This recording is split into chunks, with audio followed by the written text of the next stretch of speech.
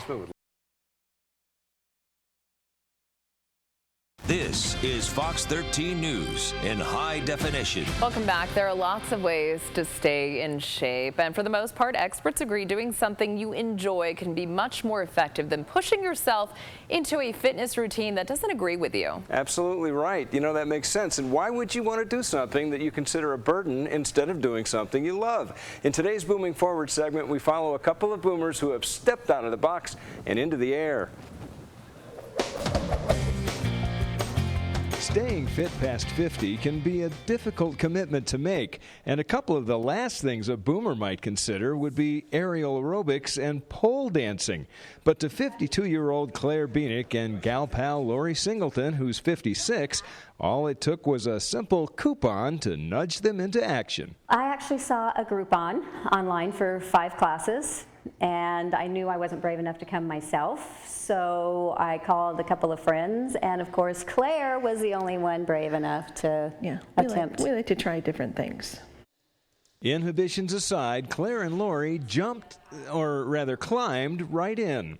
Owner-instructor Shay Peck is quite proud of her boomer clients and says it's a fantastic way for those of us who are 50-plus to have fun and shape up, surprisingly with little risk. I think a benefit to boomers is that we can modify this to make it lower impact. It's not like going for a run that's really hard on your joints and your ligaments. We can do a nice aerobic workout here that's going to be a lot less impactful on your body. Initially, the most intimidating factor for Lori and Claire was that they would be surrounded by mostly younger participants, but those fears soon vanished. I think having an older group in the class really pushes some of the younger kids too, because they're like, well, if she can do it, you know, I can certainly do it. You know, that's kind of what I was thinking. Not that I'm any younger, but hey, if these two boomers can do it, then I can certainly give it a shot. They're a little more fit than me. Claire and Lori are so graceful, they make it look easy. But for a newbie like me, not so much. Okay. Hey, I did it. Am I done? Lori's husband Curtis decided to come along to watch, and he had this to say about Lori's new fitness ambition. When she told me pole fitness, my immediate comment was, "Are you nuts?" She's always wanting to do cutting edge things, so when this came around, it wasn't really a surprise, but I thought, how in the world is she going to do that at this age? Claire and Lori plan to continue their classes and stay open-minded when it comes to trying new things in life. Perhaps Claire sums it up best. If everyone changed, I'm going to try that someday, into I'm going to try that today, it'd be a lot more fun. Fabulous thought. Thank you. I hand it to them. Yeah, they look great. Yeah, well, congratulations to them for, and you did an okay job. I did an okay job, you know.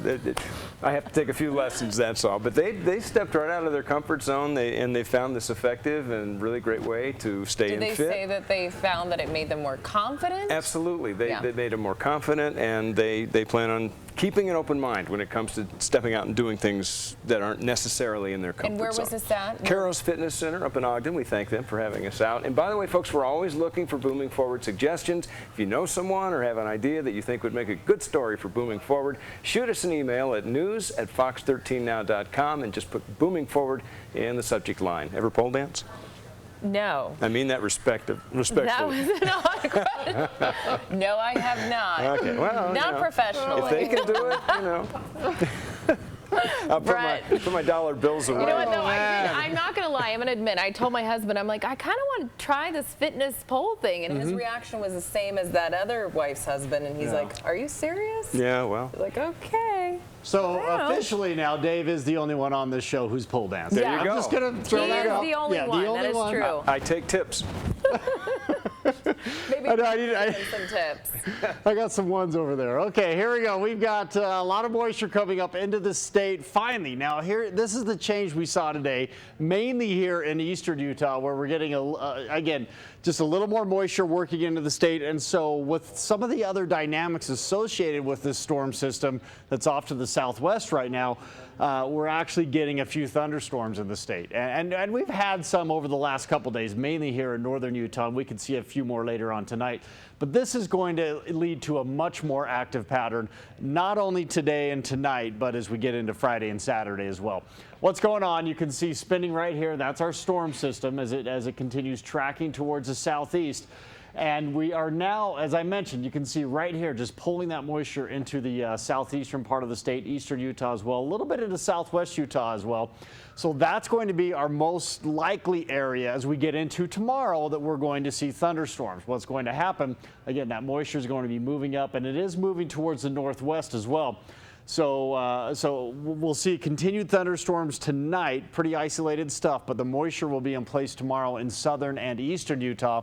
Once we get the daytime heating, that's where we're going to fire up those thunderstorms once again. And because it will be more widespread throughout the state, once again, we'll have a better chance of some of those thunderstorms in northern Utah and along the Wasatch Front by the afternoon hours as well. Okay, we're 83 currently in Salt Lake, just very warm, mid-70s in Price and Moab. 84 degrees currently in St. George, 60s in Ely, and low 70s in Elko, which is quite a warm up from where we were yesterday. Temperatures tonight into the 40s and 50s for overnight lows for most of the state. Once again, very similar.